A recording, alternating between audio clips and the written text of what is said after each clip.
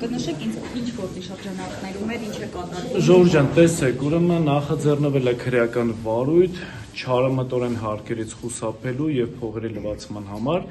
Քրեական վարույթը նախաձեռնվել է դեռևս 2025 թվականի հոկտեմբերի 8-ին։ Համենայն դեպս հաղորդում այդ ժամանակ է ներկայացվել, ամսինին արդեն քրեական վարույթը նախաձեռնվել է։ Իսկ ֆիքսենք, որ քրեական վարույթը նախաձեռնելուց հետո միայն 4 ամիս անց որոշել են համապատասխան խուզարկություններ կատարել։ Գործի փաստական հանգամանքները վերաբերում են հետևյալին. նախաքննական գաղտնիքը հրապարակելու տեսանկյունից, որպեսզի նման խնդիր մենք չունենանք, որոշակի փաստական հանգամանքներ ներկայացնեն, որպեսզի նաև հանրության համար որոշակի լինի, թե ինչ է տեղի ունենում եւ ինչ գործի հետ գործ ունենք։ Ուրեմն փողերի լվացման եւ հարկերից խուսափելու հետ կապված գործը վերաբերում է հետևյալին, որ Իզմիրյան բժշկական կենտրոնը 2015 թվականից 25 թվականները իր կարիքների համար ձեռք է բերել ապրանքներ, բժշկական պարագաներ, իբրև Հայաստանյան Սուրբ Առաքելական եկեղեցու հետ փոխկապակցված հոգևորականների հետ փոխկապակցված ընկերություններից ավելի բարձր գնով, չնայած որ ուներ իբրև հնարավորություն ավելի նվազ գնով ձեռք բերել այդ պարագաները, տվյալ պարագայում ուղղակի անմիջապես ներմուծող եւ արտադրող ընկերություններից, այդ կերպ իբրև նաեւ դրանով թույլ է տվել, որպեսզի այդ ընկերությունները, որոնք ունեն իբրև փոխկապակցվածություն Հայաստանյան Սուրբ Առաքելական եկեղեցու բարձրաստիճան հոգևորականների հետ, իրենց համար առաջացրել են մեծ շահույթներ, այդ կերպ խուսափել են առանձնապես խոշոր չափերով հարկերից եւ արդյունքում որոշակի գործարքներ կատարելով իբրև լեգալիզացրել են համապատասխան դրամական միջոցները։ Այսինքն գործը բարձրաստիճան հոգևորականների մասին որոշակիացված տվյալներ այդտեղ առկա չեն, ինչ վերաբերվում է թվաբանական ցուցանիշին հրապարակելու հնարավորություն չունեն, պարզապես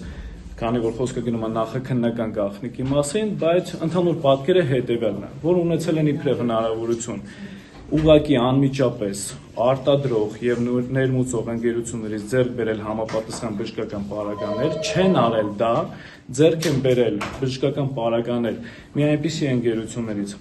որոնք իբրև փոխկապակցված են բարձրաստիճան հոգևորականների հետ, այդ կերպ իրենց համար առաջացնելով մեծ շահույթ եւ դրանով պայմանավորված հետագայում որոշակի գործողություններ կատարելով խուսափել են հարկերի վճարումից, ամբողջը վերաբերում է Հայաստանյան Սուրբ Առաքելական եկեղեցուն։ Բայց տեղեկատվությունը որտեղից կարող է ունենալ քննչական։ Ես հիմա պարզաբանում։ Տեսեք, Իզմիրյան բժշկական կենտրոնը ստացված փաստական տվյալների եւ դա փաստը, որը մեկի համար գաղտնիք չի, պատկանում է եւ գտնվում է հսկողության տակ Մայր Աթոռի։ Եվ Մայր Աթոռի տվյալ պարագայում փոխկապակցվածությունը արդեն Սուրբ Առաքելական եկեղեցու հետ, ասում են, որ նշված գործողությունները հենց վերաբերում է այն ընկերություններին, որոնք որ փոխկապակցված են իբրև այդ բարձրաստիճան հոգևորականների հետ, դրանով պայմանավորված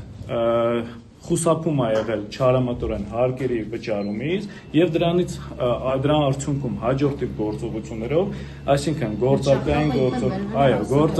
գործողություններով իբրև լեգալիզացրել են համապատասխան դրամական միջոցները։ Ուղղակի եկեղեցու դեմ արշավի շրջանակներում իրականացվող գործողություններ։ Կարծում եմ դա գաղտնիք չի։ Ես ինչպես արդեն նկատեցիք, իմ խոսքի նախաբանի մեջ նշեցի հետեւյալը, որ քրեական վարույթը նախաձեռնվել է հոկտեմբերի 9-ին։ Հոկտեմբերի 9-ից հետո այս ժամանակահատվածը, եթե մենք հաշվում ենք, խոսքը վերաբերում այս խուզարկության քննչական գործողության կատարմանը 4 ամիս անց։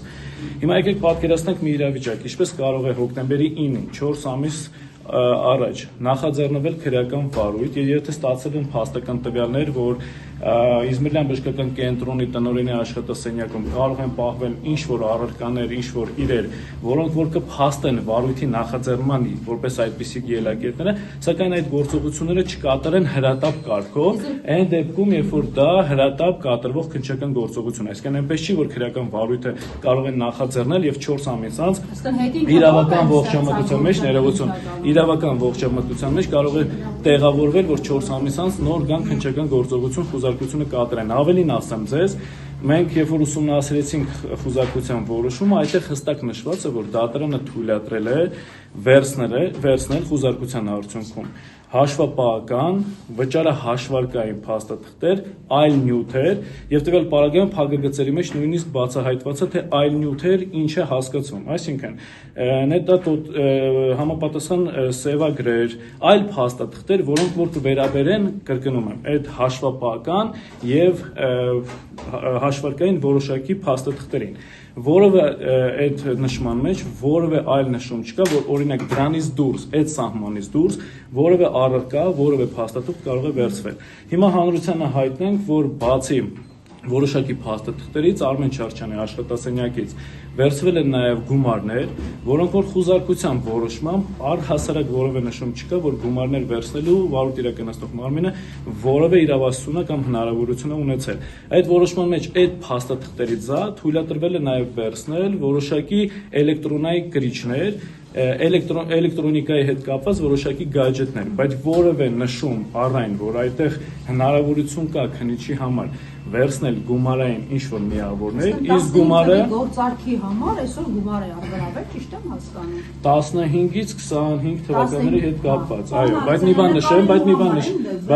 նշեմ, ներողություն եմ խնդրում, հեսա կպատասխանեմ ձեր հարցին, բայց եւս մեկ անգամ ֆիքսենք, խոսքը վերաբերում է բացառապես հաշվապահական փաստաթղթերին, որոնք որ կապված են հարկային փաստաթղթերի հետ կապված, եւ նաեւ այլ փաստաթղթեր, որոնք որ էլի վերաբերում են հարկային հաշվապահական փաստաթղթերին, որևէ նշում գումարային միավորի, ինչ որ գույքային միավորների մասին առհասարակ խոսք չի գնում։ Դա միակ անգամյա գործարք է, թե բարբերաբար բնույթ է կրել, բարբերական, եւ որ թվերին այդ գործարքը արվել, որը իբր խնդրո առարկա է ընկալվել։ Ինչպես արդեն նշեցի, 2015 թվականից մինչև 2025 թվականների ընթացքում որոշակի ընկերությունների հետ կապված, եւս այդ ընկերությունների անվանումները չեմ կարող բացահայտել, այդ ընկերություններին,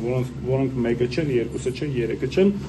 բազմաթիվ ընկերությունների հետ կապված կատարվել են գործարքների իմաստը վերաբերում է նրան, որ ձեռք են բերել համապատասխան բժշկական պարագաներ, որոնք իբրև կարող էր Իզմիրլյան բժշկական կենտրոնը ավելի էժան գնով ձեռք բերել անմիջապես ներմուծողից կամ արտադրողից եւ իբրև ձեռք են բերել բարձրաստիճան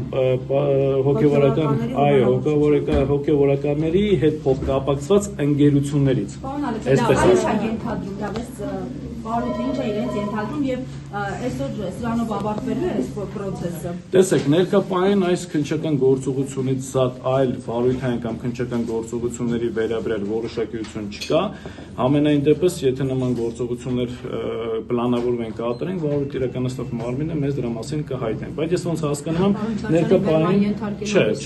ներկայապահին ոչ բերման ենթարկելու, ոչ ձերբակալելու ինչ որ ոչ նախադրյալներ կա, սկսենք դրանից, երկրորդ էլ որևէ նմանատիպ գործողություններ վարույթ իրականացնող մարմինը չի պլանավորում։ Հիմա վերադառնամ ձեր հարցին, թե ինչի հետ է կապված։ Ես իմ խոսքին նախապանի մեջ նշեցի,